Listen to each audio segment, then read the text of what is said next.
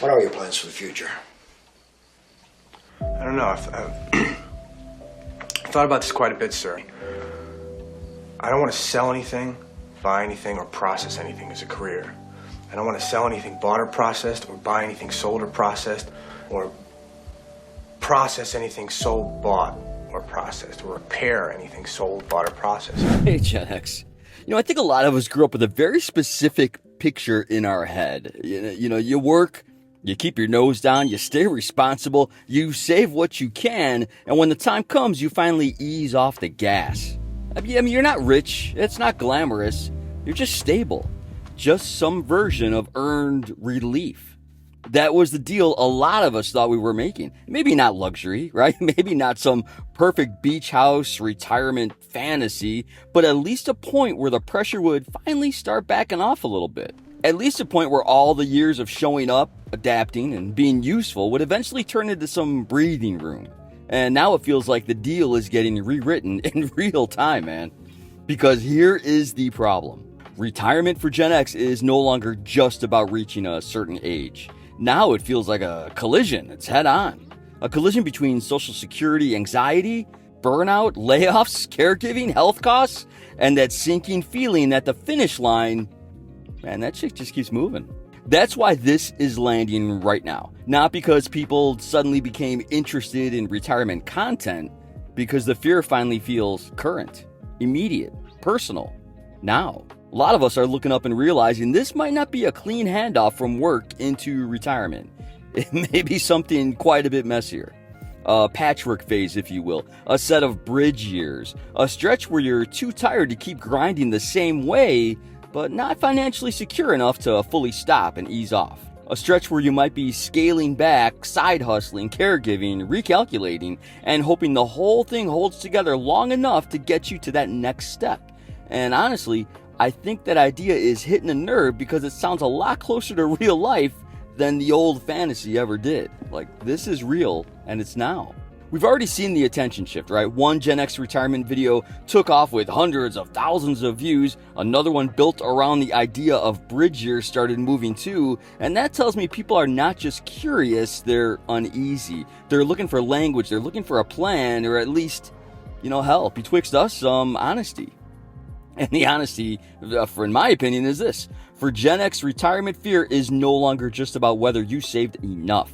It's about whether the entire structure still works the way you were told it would. Way back when. If you were told at all. That's the part that people feel in their gut. You can do a lot right and still feel exposed. You can work for decades and still be late. You can be responsible for your whole life and still look up one day and realize your margin is way thinner than you thought.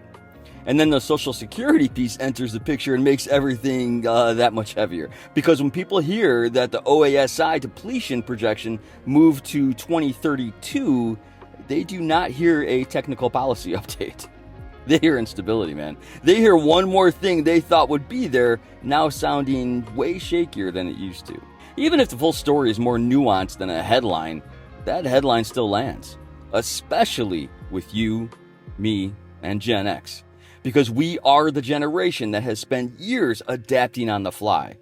Job market shifts, pensions disappearing, 401k pressure, man, the housing whiplash, medical costs, parents aging, but we can't stop that.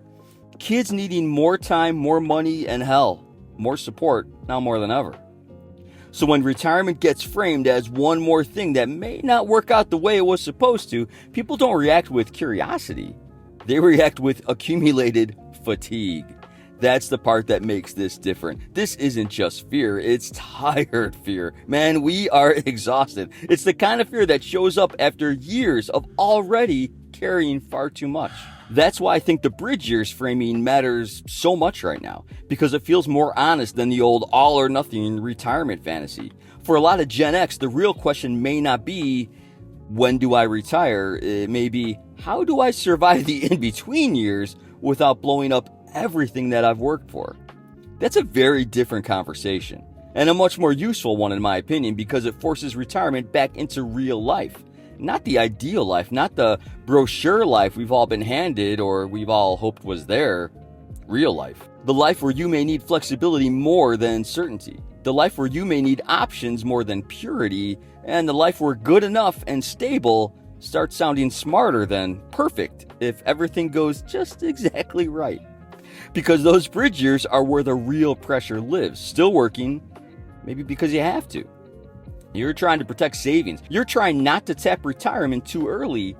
You're trying to keep health insurance more than anything. And you're trying to hold your energy together, trying to stay employable in a culture that has no problem treating experienced workers like expensive leftovers. That's the emotional core of this. Gen X is not just worried about retirement. Gen X is worried about what happens if the runway between working life and actual retirement ends up taking longer, shakier, and gets way more expensive.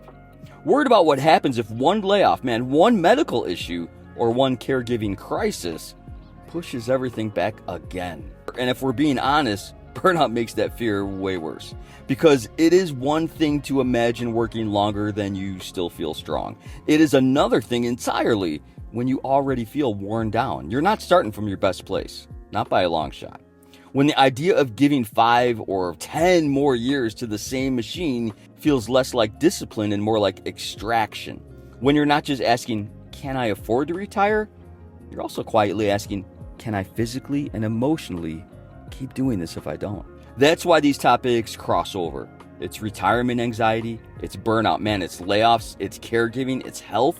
You're not separating lanes anymore. They're all smashing into the same stage of life. That's why this topic has so much weight, because it's not really about one date. It's about whether the back half of life will finally get easier, or whether Gen X is being asked to improvise one more rescue plan, in a lifetime of improvising rescue plans. And I think a lot of people our age are starting to realize they may need a new definition of security. Not a fantasy, not a perfect retirement brochure, just give me a working definition. Something built around flexibility, reduced overhead, realistic timelines, and the truth about energy. Security may not mean I never work again. It may mean I have enough control that I don't panic every time the system twitches. It may mean I can reduce pressure without detonating my future.